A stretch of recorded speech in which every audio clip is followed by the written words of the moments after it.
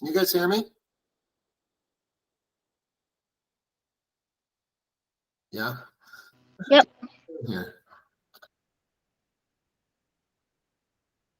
Phil? Okay, good. All right. Sorry about that. I don't know. All kinds of technical difficulties this morning. How are we doing out there? Tuesday's here. Who's got something good going? Get us started. Who's got some good vibes to share with us?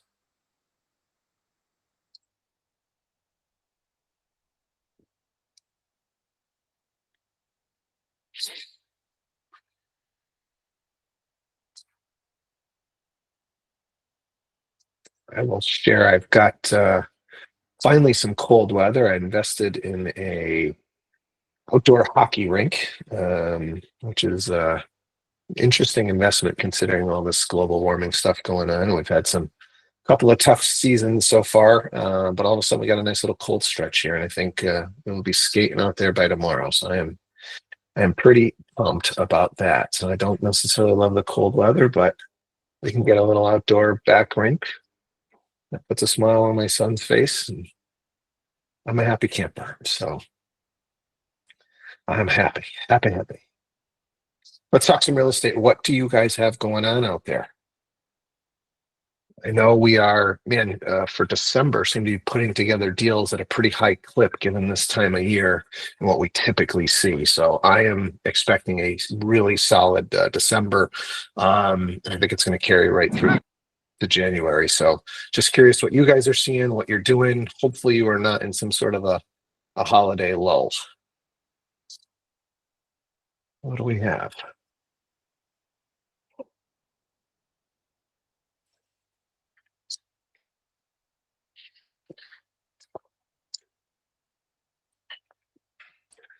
We don't have energy today. What's going on out there? I'm gonna have to start calling on people. Joelle, I'm gonna put you on the spot. You happen to be center on my screen. What's going on? What are the holidays? You feel like you're in a lull? You need to get yourself out, or are you cranking away and enjoying the real estate game? Yeah. What do you got? Yeah. Good morning. Sorry, guys. I'm battling an pneumonia, so I just got my voice about a day ago. No worries.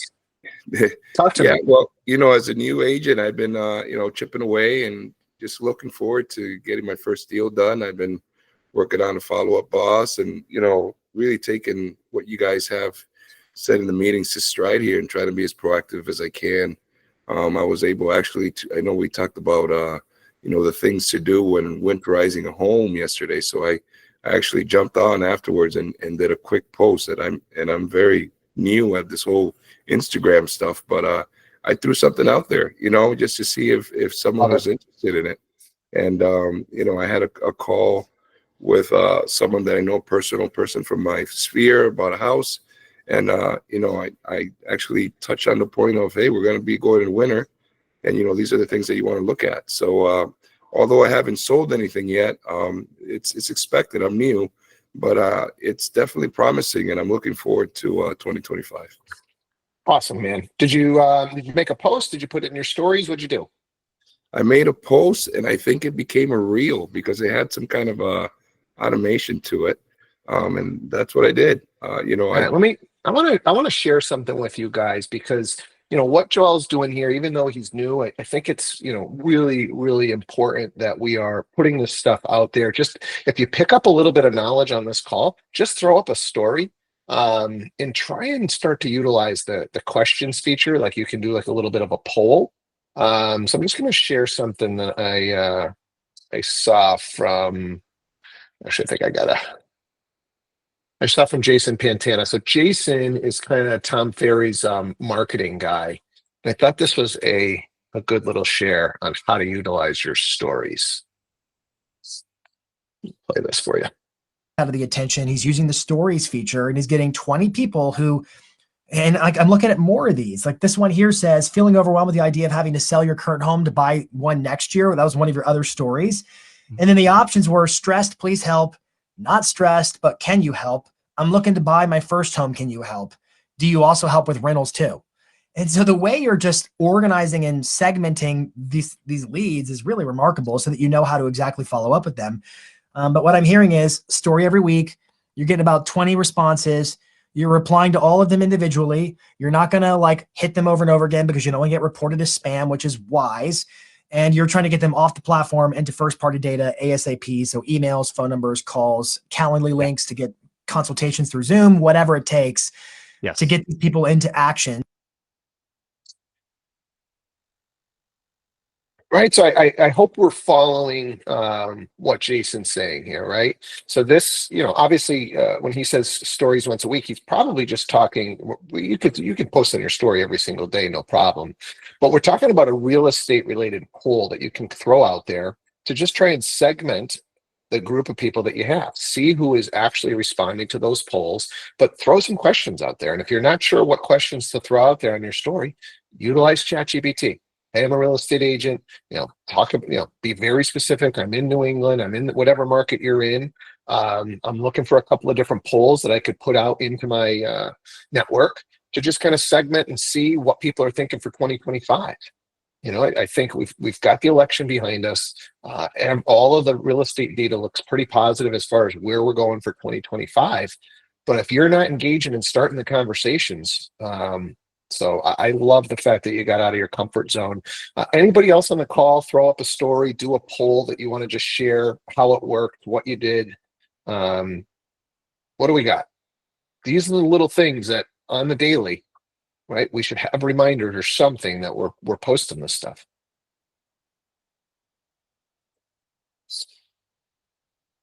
Anybody else want to just share? What did you put out there? Have you done a poll?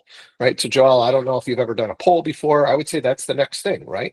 Try and do a poll, get out of your comfort zone and throw one of those up there and see how people respond.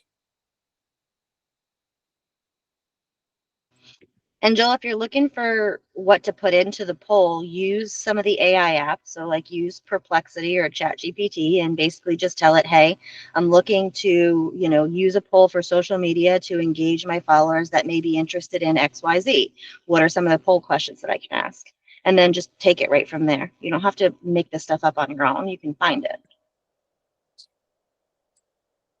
Awesome. Yeah, thank you. Yeah. I have been using that just because I'm new to the world of social media. So definitely, thank you very much. I mean, the reality is, guys, and they don't tell you this when you get your real estate license, but you are now a full-blown business, right? Which means you need a marketing department. You need to generate the business, right? You are the head of marketing and you need to go out and talk, have conversations, use text message, use social media, use stories to generate business. I've truly believed in the team concept for, it's why we started the brokerage, to put a real estate team together to buy online leads and help agents kickstart their careers. But when you're on a team or you're buying leads, you simultaneously, you've got to be building your personal brand. And you've got to be trying to figure out, how am I going to generate enough personal business so that eventually I don't need the leads anymore? I think we need to be in the range of probably 75% personal business to 25% leads before you're like ready to go off and do it. So, utilize a team or buy leads on your own until you can get up to the point where you're not having to purchase anything. It's all based on past clients and referrals. But I know for sure we've had agents have a lot of success on the team. They work the leads, but they just continue to keep working leads. They're not doing enough with their past clients to get over that hump of referrals and repeat business, so that they have to keep working leads, right? And so this is a big push for me for 2025 to get you guys out of your comfort zones and doing these little things. Anybody else want to just share maybe a little win that you've gotten based on a post or something social related?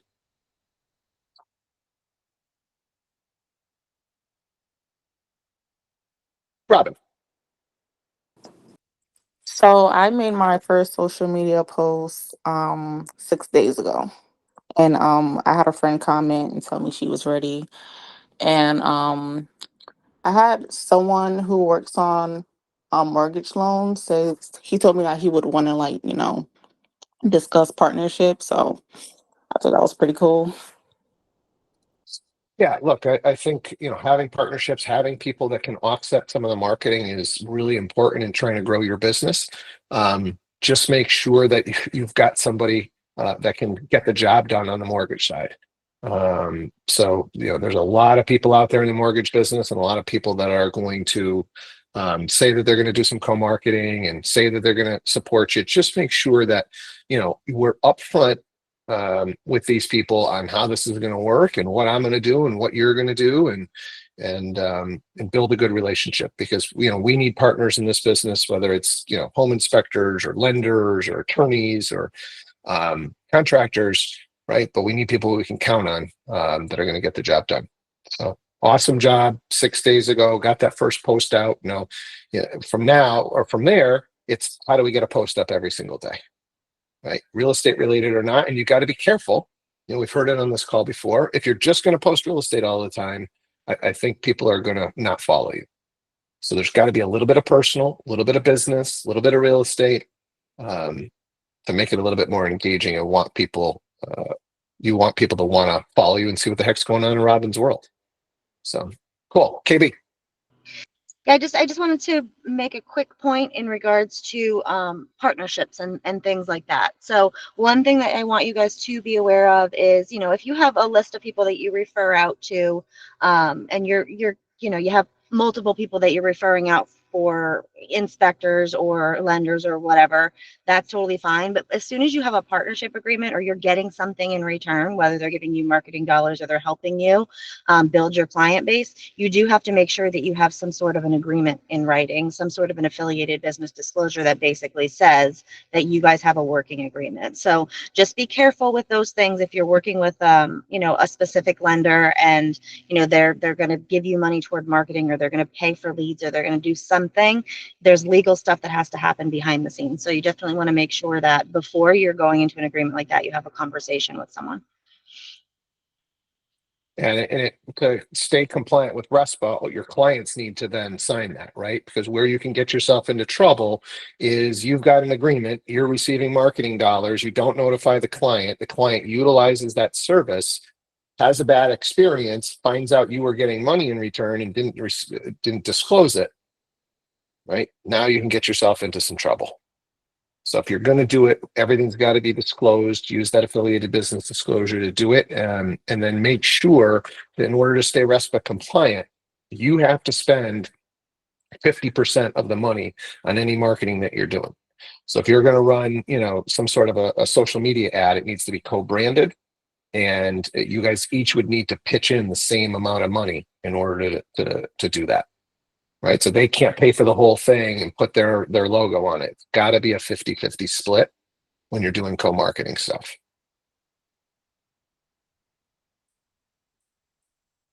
What else? Who else is doing some stuff on social and getting some wins?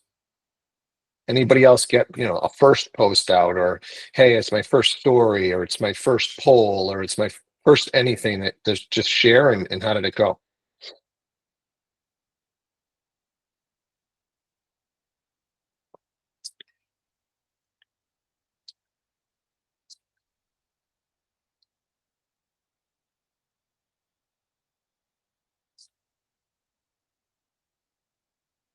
Amber. So a while back when I first joined real estate, I had ChatGPT write me a letter, kind of explaining who I was, and then I was a real estate agent, in a letter. And then what I did was I went and I sent it to everyone on my Facebook. It wasn't a post. I literally sent them a private message, and I sent everyone the same message. So it only let you send like 50 messages a day. So every day I would just send another 50, and every day I would send another 50 until I hit all my messages. And out of just that, I got 4 people who came back that were looking to purchase. 2 of them are not ready, obviously, and 2 of them are getting pre-approval. So it worked out. I love it. So just tell me a little bit more about the letter. So we haven't really talked much about DMing, and so I'm glad you brought this up, because this can be a great strategy. So what was the prompt that you used? Kind of what was the letter? Was it just like a intro to, hey, I'm getting into the business type of a letter, or? Yeah, exactly. It was just saying like, hey, it's Amber. I'm a real estate agent now. This is kind of what I'm doing. This is why I got into it. If you're ever looking or if you know anyone, just let me know. I'm always here, kind of thing. So I would, I love the fact that there was direct reach out, and I think, again, starting to do something to get people engaged is awesome. I think we want to really come at it from adding value, right? So I think the worst thing that we can do is just say, hey, if you're ever looking to buy or sell, here I am, right? I think we want to be specific about some things that we can do for them, right? So is it, hey, if you're a seller, I would be happy to do a market analysis for you. Hey, if you're a buyer, I'd love to give you some stats. I could set you up on, listing alerts so you can kind of see what's available. If you're a buyer, one of the things that my past clients have loved is my mortgage relationship. I'd love to connect you with my lender. It's actually the first step before you even start looking at homes. So I'd be happy to connect you with my lender. Hey, if you're a buyer, I'd love to just do a buyer presentation with you. Right? Sit down and go through the home buying process. Right? So come up with, and again, just ask ChatGPT, hey, what are the different value adds that I could do for my clients before they're even ready to buy a home? And then I would add, I would test those different ones, sending those out to your people to say, and add a little piece of value, or add all three. Hey, I could do X, Y, or Z. Would any of these interest you? Yeah, I like Right? that. So I might make that and then send out a new letter. I send it actually out regretted again. that sending out my postcards too, because I did the same thing. Like just sent out my postcard saying, "Hey, just sold," when instead of saying like I could do a free CMA for you or something like that. So yeah, I learned that one from Tom Ferry. So next time I send out my postcards, I'll be changing that. Yep. I haven't done a poll yet, but I have seen some people do real estate polls, and then they also do like really simple ones, like for the holidays. Like they'll say, "Are you having Thanksgiving or ham? I mean, turkey or ham?" You know what I mean? And just really simple stuff just to get people engaged. So then, therefore, when the real estate polls do come up, you get more people engaged. So I do real love it. simple ones that people could just choose. Yep. Nice. So what else are we doing out there?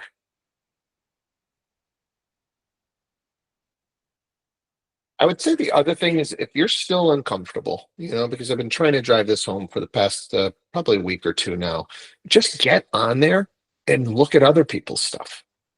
Right? If you don't feel like you're super creative, just get on there and copy what somebody else is doing. Look at what other poll somebody else ran. Look at what other videos somebody else shot. Right? See what kind of reactions it got, and just copy it. Right? I mean, I think a lot of the word I'm looking for, stagnation or procrastination, is because we think it's got to be like this perfect thing, or we don't know what to put. And it's not going to be perfect, and you're going to make mistakes, and there's going to be a typo, and all of that stuff's going to happen. But it's just iteration is what's going to get you guys over the hump and trying and getting comfortable with what are the different, tools that Instagram has available to me, and how do I use it? How do I use it to my advantage? What are some little tips and tricks to do it faster? KB.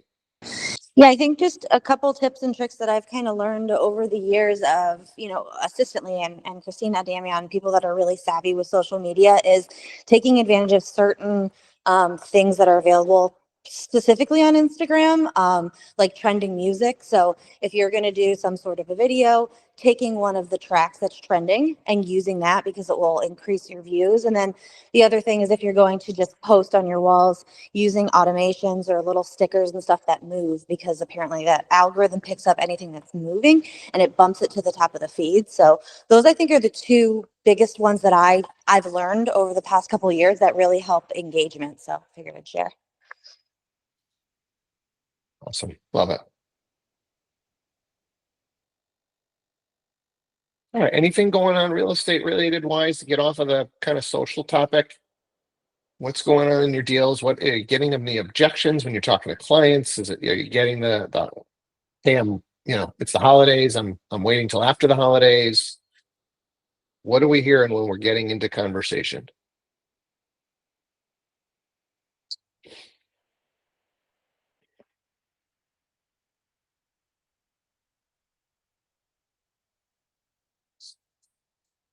Sometimes you guys scare me that we're not having the conversation. Raise your hand if you're just not having the conversations. Who's just in the holiday lull? Because if we're having the conversations, we should be running up against some stuff. Or we should be getting some wins of like, hey, you know what? When I say it this way or when I send this message, I'm getting responses.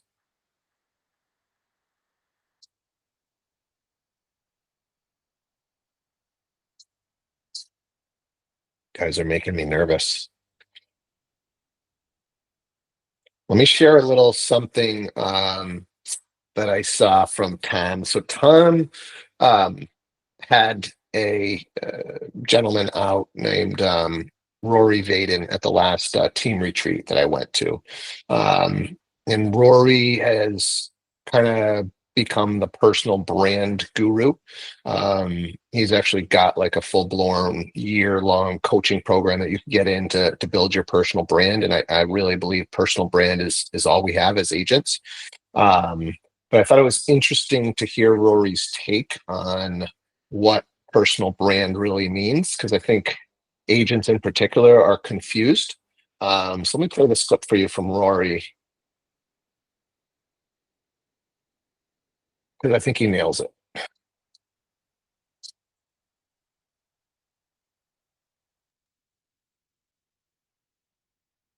Let's see here.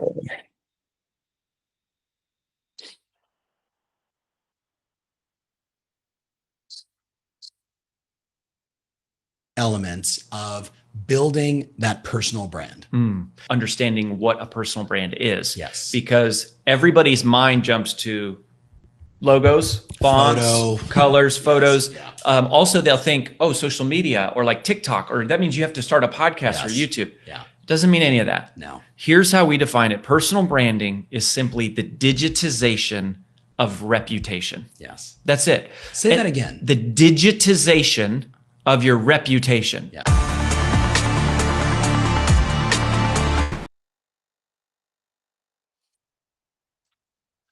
I thought it was a really interesting way to think about it, right? And this guy has studied personal brand. He is the kind of, or one of the it guys in personal branding right now. He's working with some of the big, including Tom, on building personal brand. And to just kind of hear him put it that way, that it's really just kind of digitizing who you are, what you stand for. KB? Yeah, I just love that. It reminded me of that woman that we had spoken to that was with a specific brokerage for 30 years, right? And she's done hundreds and hundreds of transactions, and her fear of expanding and trying something new and going somewhere that might be able to offer her a little bit more was scary for her, because she's like, the brand recognition, the brand recognition. Well, after that much time, like the brand recognition should be you. The brand recognition should not be a logo or a color or exactly what he's saying. So I love that. I think that's amazing. And I think that that's what everybody really needs to do is dig deep, figure out who you are as a human and what you want to be portrayed at in this industry. And that's what you go with. I love it. Yeah. I don't, as far as the brands go in real estate, I don't know that there's really value in utilizing the brand. I mean, I had probably one of, at the time that I was involved with the Century 21 franchise, it was probably the most recognized name in real estate. It didn't help our agents do additional transactions. It just didn't. Right. And so we were sending them a check every month for the use of that logo. And our agents were just as successful when we started up Rovithis Realty that nobody had ever heard of. And the reason that the agents were so successful under a brand that nobody had heard of is because the brand is not what the consumer is connecting with. The brand that the consumer is connecting with is you. When you show up in that driveway, when you do the follow-up, when you send out the holiday wishes, when you do a client appreciation event, that's what they remember. I can promise you most clients will not remember the brand that you're at. They're going to remember you and how you treated them and what kind of reputation did you set for them? Who do they think you are? Right? It's why that first driveway meeting, that first date, it's really, really important that you guys nail that, because that's the brand that they're going to remember. Anybody have any questions around this, or have any thoughts, or want to add anything to it?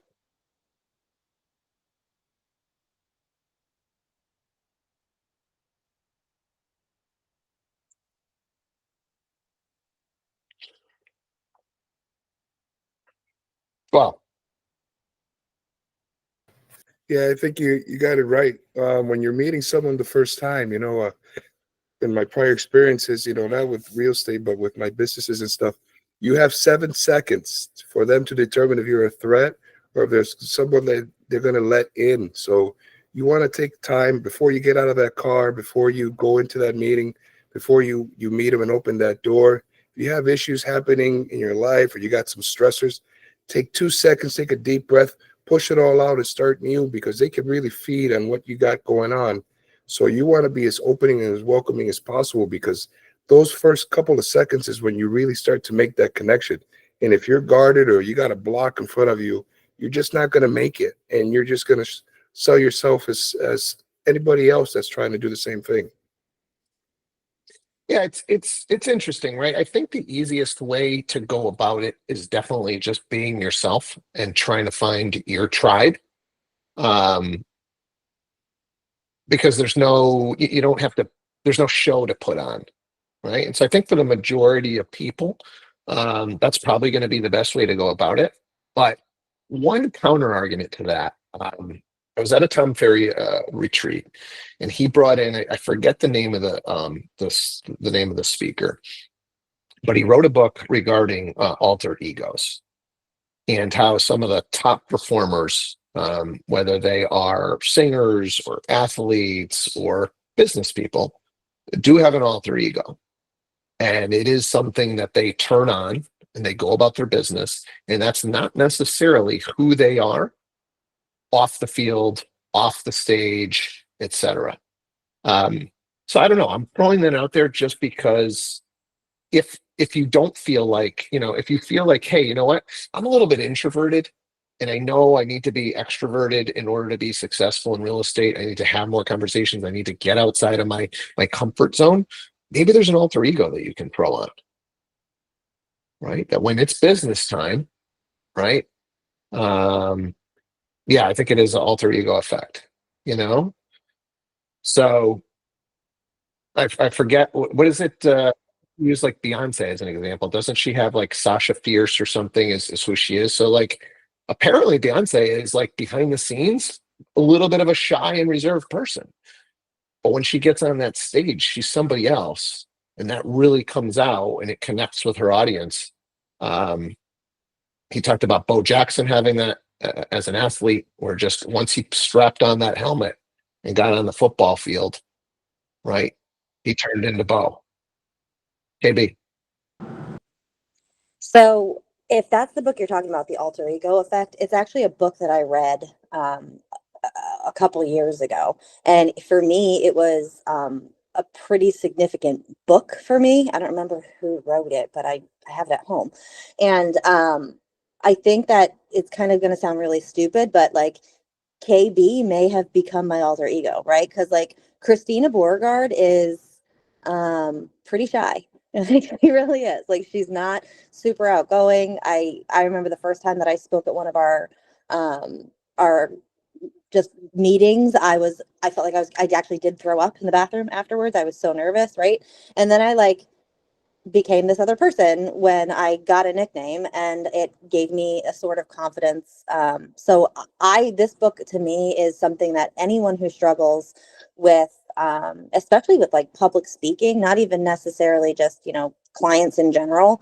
If you have to, put yourself out there on social media, it will help to come up with this other person who's it's just confidence. It's a part of you that you don't typically let people see. And I think it's amazing. And I forgot about this book, so I'm going to reread it. Thank you. Awesome. Anybody else want to? That's interesting, KB. That's kind of become, because I would agree with you. I think it's Yeah, it's crazy, right? yeah, it's pretty wild. Anybody else have an alter ego they want to share, or maybe an experience that kind of flipped the switch for them? Martin. So I honestly really don't like people. I think most people suck. But when I'm in real estate, it's like I'm nice. I play the game. I feel like I have to be somebody else, and that's okay. But like when I'm out, like I honestly love spending time in my backyard by myself, smoking my cigar. Could give a shit less if anybody else is around me. But it's like as soon as you start meeting people, like most people who don't know me well think I have this, I'm very personable, all this, and to me, I'm really the opposite. So I guess that's kind of, like, to me, it's tiring. I remember you saying your wife, if she's around a lot of people, at the end of the day, she gets tired. That's kind of, I'm the same way. Yeah. Yeah, and I think it's okay. I think trying to find, when you listen to that guy speak about that, a lot of times it is it's a place that maybe things change, right? So for an athlete, right, when you step across the white line, if you're a hockey player, when you snap the chin strap or you step onto the ice, right? If you're Beyonce, when you step on that stage, for a real estate agent, is it when you step into the office? Is it when you get into your car? Is it when you put a certain piece of clothing on, right? What is it? Superman with Clark Kent got the glasses, right? So what is it that you put on if you are a service member, right? And you put on that uniform, I think you become somebody different, and he talked about how do we become that person, do the thing, and then when you come home, turn into mom or dad or sister or husband or whatever it is, and he talked about, like, for those people, like if it was a service member, literally get out of those clothes, get out of the lieutenant garb that you're wearing, and get into a jeans and a t-shirt to turn into who you need to be for your family. Because if you're going to be a lieutenant at home, that might not work. So it's just interesting to just think about it. You don't have to do this stuff, but I don't know. If you need something, could it be glasses? Could it be headphones? Could it be whatever? Right? If you are not comfortable on the phones and you know that you need to be talking to people more, maybe you got to get yourself a good headset and some music and something that just turns you into, I'm a prospector and I'm going to have some conversations today. I'm going to go help some people. Jeff and Linda. It's so interesting, Martin, that you say that, because I am truly an introvert, and I am so much more comfortable being by myself and alone. And I don't think people really see that about me. I get really uncomfortable and nervous in big crowds of people and feel very overwhelmed. So and so we wear many hats, and so we absolutely have to put on our realtor hat when we're out there interfacing with the public. And I think what has become much easier for me the longer I've been doing it is the more knowledge that you have, the more confident that you are, so that when you're talking, it's not you having a conversation with somebody, it's you sharing information with them, and that makes you feel more comfortable because you're educating, and then it's easier to have conversations because you're adding value, and you want people to know all of this great information that you feel can help them. So I mean, at least that's kind of how it's helped me to be able to talk to people. Is just that's why the more classes I can take, the more information I have, then I'm excited to share great information with people so they can make informed decisions.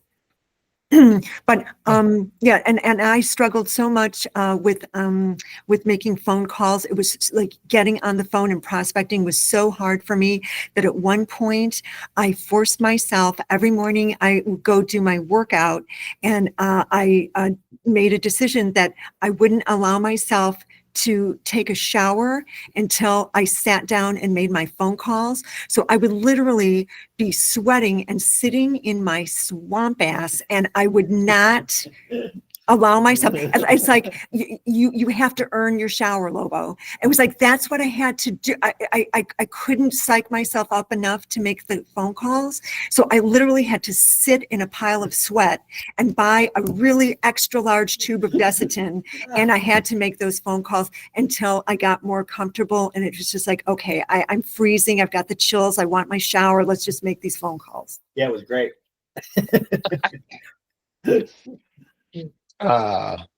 Well, listen, I absolutely love doing this with you guys every single morning. If you're enjoying the call and you have a colleague in the business, please share the link. I really want to grow this thing. I think it's a great community. It's a place where we can just be open and honest, and you guys are being, super vulnerable with, struggles that you're having. And I think it's just making others feel very comfortable, because I'm sure a lot of others are having those same struggles. So please share the link. Let's grow this call. I hope you guys all have a great Tuesday, and we'll get back at it again tomorrow morning. Take care. Thanks, everyone. Have a good day. All right. Thank you guys. Have a good one.